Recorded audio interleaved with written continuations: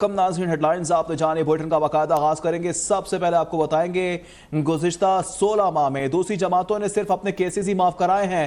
Peoples party کا focus صرف اور صرف اپنے کام پر تھا۔ ہمارے سارے کیسز وہی ہیں، نیب اور عدالتوں کا سامنا کرنے کو تیار ہیں۔ بلاول بھٹو کے کراچی سے تنقیدی وار۔ میڈیا سے گفتگو کرتے ہوئے کہا کہ نیب کی جھوٹی خبر چلا کر سمجھتے ہیں ہمیں خاموش کرا دیں گے، ان کی بھول ہے۔ بر وقت اور شفاف انتخابات کا مطالبہ بھی کر دیا۔ بولے جیل جانے والوں کو پیغام ہے کہ گھبرانا نہیں ہے۔ مسلم لیگ نون کے قائد نواز شریف نے وطن واپسی کا اعلان کر دیا۔ کہتے ہیں اگلے ماہ پاکستان واپس آ رہا ہوں، ملک کو خوشحالی کی طرف لے کر جائیں گے۔ لندن میں لیگی کارکنوں سے ملاقات میں نواز شریف نے کہا کہ چند افراد نے مخصوص مقاصد کے لیے پاکستان کو نشانہ بنایا۔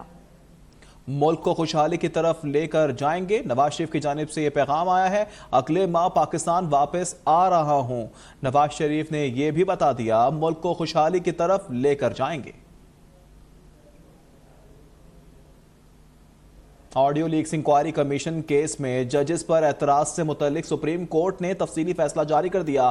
فیصلے میں کہا گیا ہے کہ سابق حکومت نے بینچ پر اعتراض کی درخواست اچھی نیت کے بجائے بینچ کے رکن کو ہراساں کرنے کے لیے دائر کی۔ 3 ججز پر اٹھائے گئے اعتراضات کی قانون کی نظر میں کوئی اہمیت نہیں۔ 15 مئی کو سابق حکومت کی اتحادی جماعتوں نے سپریم کورٹ کے باہر جارحانہ مظاہرہ کیا اور چیف جسٹس آف پاکستان کو سنگین نوعیت کی دھمکیاں دی گئیں، جس کا مقصد عدلیہ پر دباؤ ڈالنا تھا۔ مزید جانتے ہیں اس رپورٹ میں۔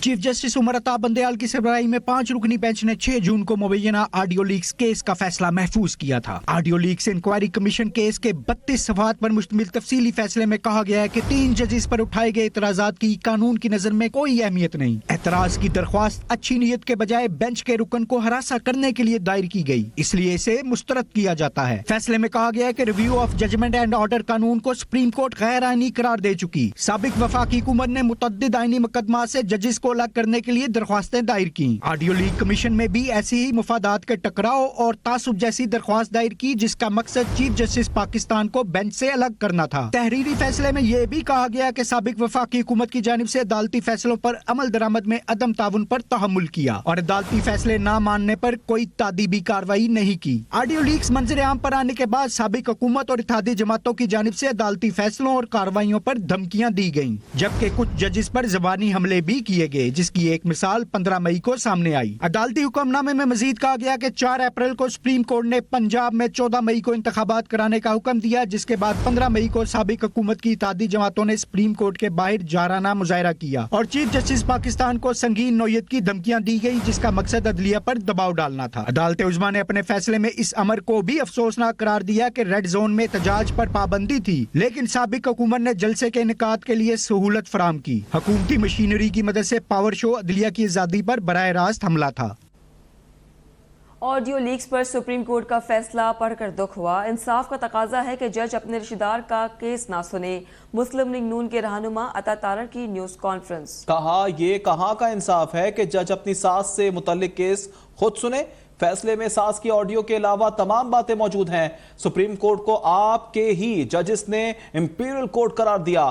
جسٹس مظاہر علی اکبر نقوی کے خلاف کیس آیا، لیکن آپ نے انہیں بینچز میں شامل رکھا۔ آپ سے ہاتھ جوڑ کر التجا کی کہ فل کورٹ بلا لیں، لیکن نہ بلائی گئی۔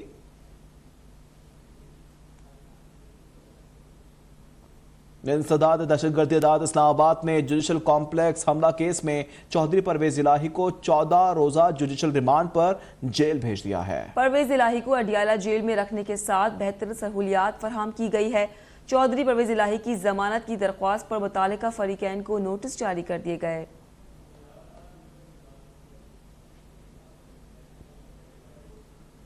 لاہور ہائی کورٹ کے 11 ججز کو 36 کروڑ کے بلا سود قرض کی منظوری کا معاملہ عدالت پہنچ گیا۔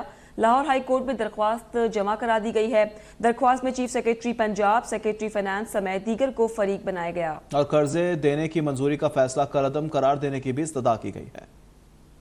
11 ججز، بنیادی تنخواہ 9 لاکھ روپے ماہانہ سے زائد۔ لاہور ہائی کورٹ کے ججز کو قرض ملے گا بلا سود۔ 36 کروڑ روپے سے زائد کی بلا سود قرضوں کی منظوری کا نگراں حکومت پنجاب کا فیصلہ لاہور ہائی کورٹ میں چیلنج کر دیا گیا۔ لاہور ہائی کورٹ میں درخواست شہری مشکور حسین کی جانب سے دائر کی گئی ہے۔ درخواست میں چیف سیکریٹری، سیکریٹری فائنانس سمیت دیگر کو فریق بنایا گیا ہے۔ दरख्वास्त में मौक़िफ़ इख्तियार किया गया कि जजिस को बिलासूद कर्जा फराहम करना गैर कानूनी इक़दाम है।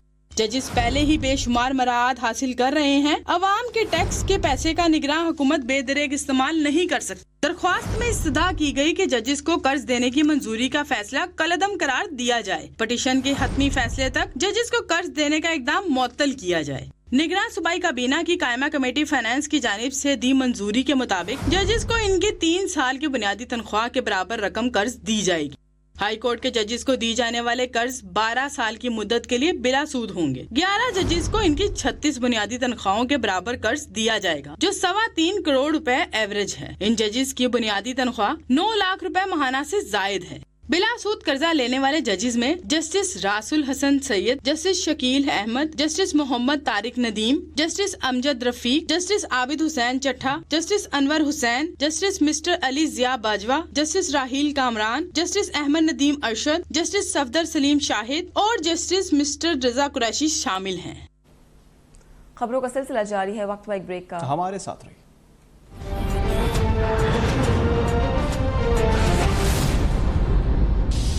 आशूबे चश्म मर्ज एक से दूसरे शख्स में मुंतकिल होता है। मुतासरा शख्स अपना तौलिया, तकिया और साबुन न लग रखे ताकि ये मर्ज दूसरों में मुंतकिल ना हो।